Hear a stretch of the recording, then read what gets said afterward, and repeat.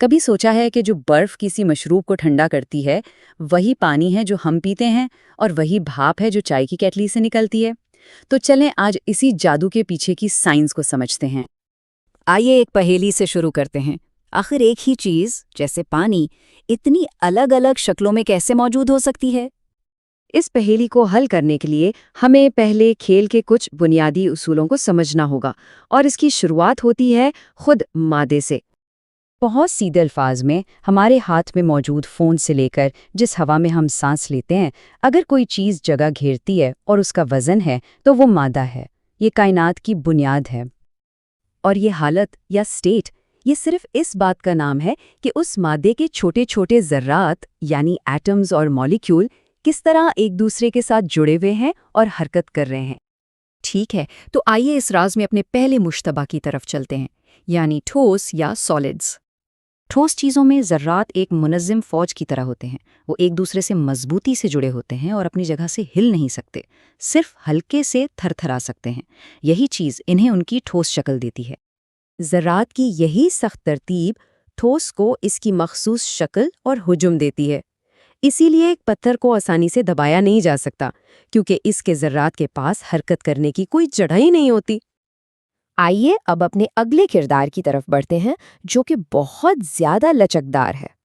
مایا کے ذرات ایک مصروف ہجوم کی طرح ہیں۔ وہ ایک دوسرے کے قریب تو ہوتے ہیں، لیکن ان کے پاس ایک دوسرے کے پاس سے پھسل کر گزرنے کی آزادی ہوتی ہے، اور یہی لچک سب کچھ بدل دیتی ہے۔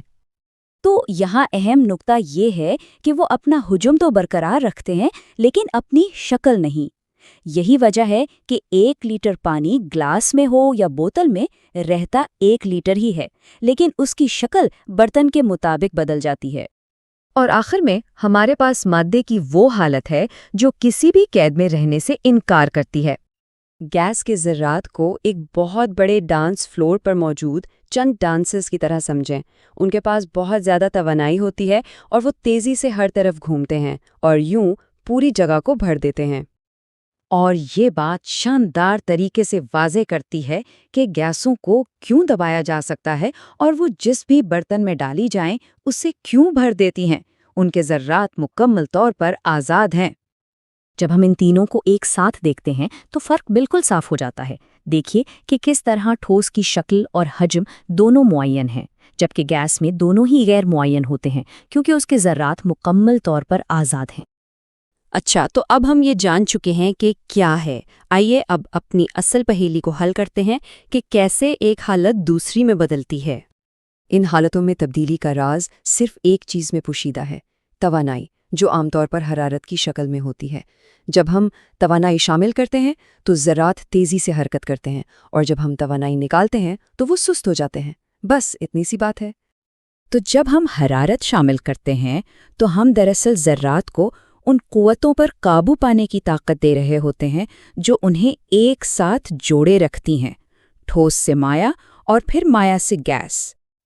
اور یہ عمل بالکل الٹا بھی کام کرتا ہے۔ جب ہم توانائی نکالتے ہیں تو ذرات زیادہ منظم حالتوں میں جانے پر مجبور ہو جاتے ہیں، مطلب گیس سے مایا اور پھر مایا سے ٹھوس۔ تو اس سب کا نچوڑ کیا ہے؟ یہی کہ توانائی ہی کسی مادے کی طبعی شکل کے بارے میں سب کچھ طے کرتی ہے۔ تو اس سے ہمارے برف، پانی اور بھاپ والے سوال کا جواب تو مل جاتا ہے، لیکن یہ ایک نئے اور دلچسپ سوال کا دروازہ بھی کھولتا ہے کہ اس کے آگے کیا ہے۔